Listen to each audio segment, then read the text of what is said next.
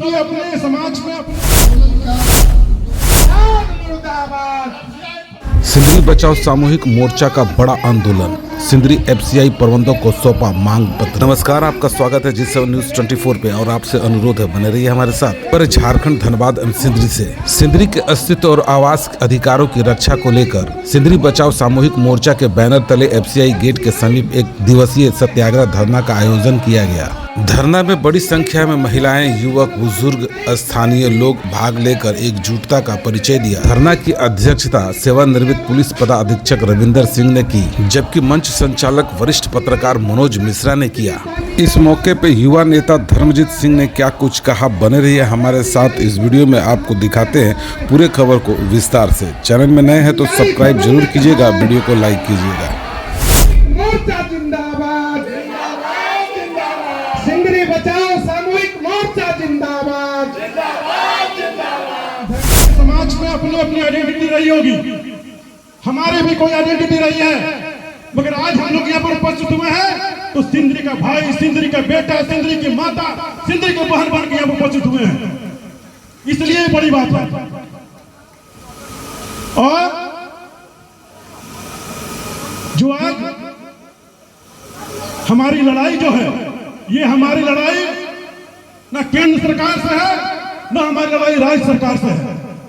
हमारी लड़ाई वैसे गठजोड़ जो गठबंधन करके यहाँ पर अधिकारी उपस्थित हुए हैं, जो भ्रष्ट अधिकारी हैं, उनके खिलाफ है, जिन्होंने कागज के टुकड़े में अपना फरमान जारी कर दिया है कि आपको एक क्वार्टर खाली करना होगा।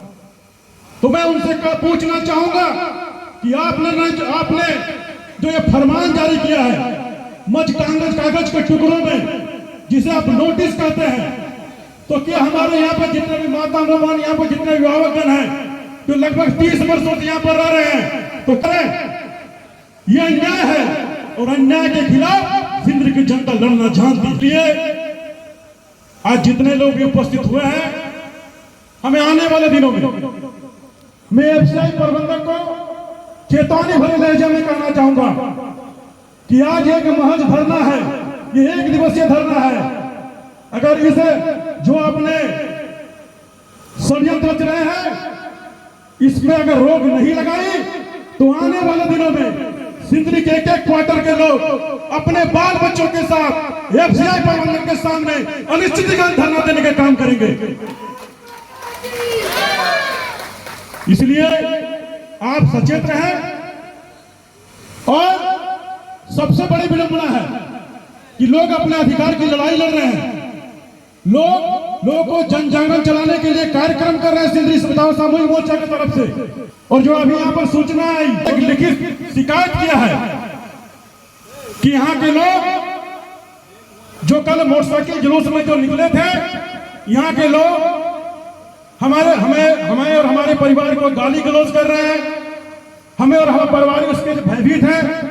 आप एक दिन के जन जागरण में आप डर गए, तो आपने 1200 क्वार्टर के रहने वाले लोगों को आप नोटिस जारी कर आप क्या साबित करना चाहते हैं? जब हम लोग भयभीत नहीं होते, आप एक दिन भयभीत कैसे होंगे? इसलिए समय रहते हुए सुधार लीजिए।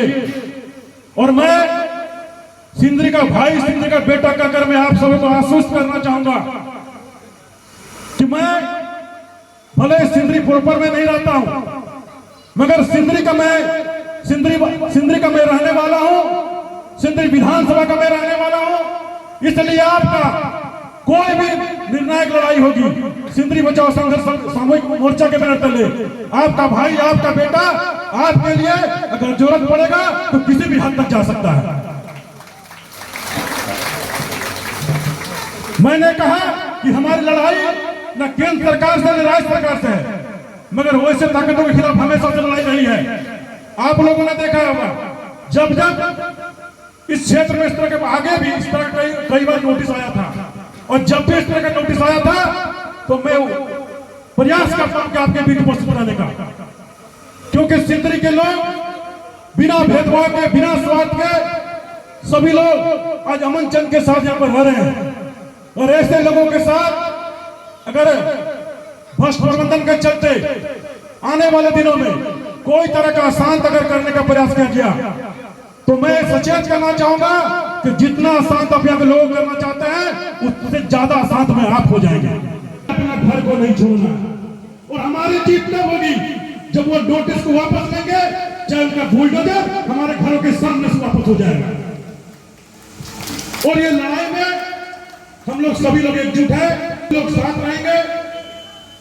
और जो ये भ्रष्ट प्रबंधन के साथ जो ये खेल खेल रही है कि ये आज एफसीआई नाम कर आ गया, एफसीआई अपने फायदा के लिए, यहाँ के अधिकारी अपने फायदे के लिए तरह तरह के हथकंडे अपनाकर हर्ल हो, केटीएमपीएल हो, एसीसी हो, सबको बैठा रहे हैं और अपना रोजी रोटी चला रहे हैं। यहाँ के लोगों को कुछ नहीं मिल रहा। ये लोग जब लड़ने जाते हैं तो झूठा मुकदमा दर्ज किया जाता है उसके ऊपर। आज के बाद ये सबक नहीं लिया तो व्यापक पैमाने पर इस आंदोलन को धारदार बनाया जाएगा और जिसके सारी जिम्मेदारी आपकी होगी। मैं इस मंच से धन्यवाद डीसी महोदय से मांग करना चाहूंगा, क्योंकि हम दंगा नहीं चाहते हैं, हम लड़ाई झगड़ा नहीं चाहते हैं, हम समाधान चाहते हैं। हम समाधान चाहते हैं कि डीसी महोदय के माध्यम से अपने नेतृत्व में एक बैठक बुलाइए जिसमें एफसी के अधिकारी हो, सेल के अधिकारी और हमारे सिंदरी में रहने वाले लोगों के प्रतिनिधि वहां पर बैठे और इसका निर्णय ले। आंदोलन का जो हम लोगों का प्रथम चरण है वह चरण बहुत सक्सेसफुल हुआ और सारी महिलाएं जो एक्टिव हैं, जो भी जेंट्स भाई हैं जो एक्टिव हैं, संख्या हम लोगों को नहीं दिख रही है, संख्या बहुत अधिक संख्या हो और कारगर संख्या नहीं हो तो उसका मायने नहीं रहता। जो भी हो वो एक्टिव लड़ाई लड़े और एक्टिव लड़ाई लड़ने में सारे लोगों की सहभागिता है, हमको दिख रहा है। हम लोग का प्रथम डिमांड है कि एक व्यापक आवास नीति बनाई जाए जिसके तहत सिंदरी में रह रहे लोगों को आवास उपलब्ध हो। दूसरा डिमांड है विस्थापन से पहले पुनर्वास की योजना बनाई जाए। तीसरा मांग है कि पीपी कोर्ट द्वारा निर्गत आदेश को तत्काल प्रभाव से स्थगित करते हुए नोटिस वापस लिया जाए। और चौथा मांग है एफसीआई सिंदरी यूनिट में एक अस्थायी कम से कम उप महाप्रबंधक स्तरीय पदाधिकारी की नियुक्ति की जाए। और पांचवा मांग है कि व्यापक आवास नीति बनाने के समय जनप्रतिनिधि स्थानीय प्रबुद्ध व्यक्ति को उसमें सम्मिलित किया जाए। यही हम लोगों का डिमांड है और अभी हम डिमांड पत्र जा रहे हैं यूनिट प्रभारी को छोड़ने देने के लिए। इसमें से 5 व्यक्ति चलेंगे और विभिन्न विचार है लोगों का विचार सुनना है। और एक आग्रह और है कि आपके बीच तरह तरह के लोग आएंगे, तरह तरह के बात आपको समझाएंगे। कोई कहेगा केस हो जाएगा, कोई कहेगा अरे ये सब कुछ नहीं होगा, ये लोग टिक जाएंगे। ऐसा नहीं है। अगर चाहते तो रविंदर बाबू डीएसपी से रिटायर किए हैं, कहीं भी सिंदरी से बढ़िया आवास ले सकते रह सकते थे, लेकिन इनको सिंदरी से लगाव है क्योंकि इनका ससुराल सिंदरी में है। अगर चाहते तो हीरालाल यादव जी डीएसपी से रिटायर किए हैं, ये भी लेकर के रह सकते थे शांति में। इनको कोई लालच नहीं है। सिंदरी जी कहीं से आकर के सिंदरी में नौकरी किए और सिंदरी में चाहते तो आवास खरीद सकते थे।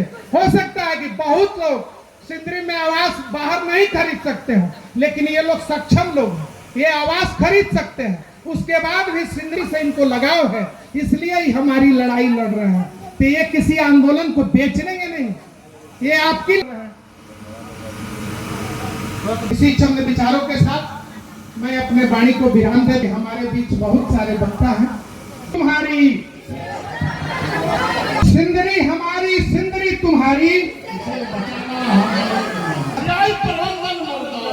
मुर्दाबाद मुर्दाबाद, होश में आओ, होश में आओ। फिलहाल सिंदरी बचाओ सामूहिक मोर्चा ने ये साफ कर दिया है कि यदि एफसीआई प्रबंधक उनकी मांगों पर जल्द सकारात्मक निर्णय नहीं लेती है तो आंदोलन को और चाणक्य नीति से तेज किया जाएगा। अब सभी की निगाहें एफसीआई प्रबंधक के अगले कदम पर टिकी हुई है। ऐसी ही सटीक और विश्वसनीय खबर के लिए जुड़े रहिए G7 न्यूज 24 के साथ। अगर चैनल में नए हैं तो आपसे अनुरोध है सब्सक्राइब कर दीजिएगा, वीडियो को लाइक कीजिएगा और शेयर जरूर करें। फिर मिलते हैं नेक्स्ट वीडियो में नई जानकारी के साथ। पूरा वीडियो देखने के लिए आपका बहुत बहुत धन्यवाद। होश में आओ, एफसीआई प्रबंधन हाय हाय,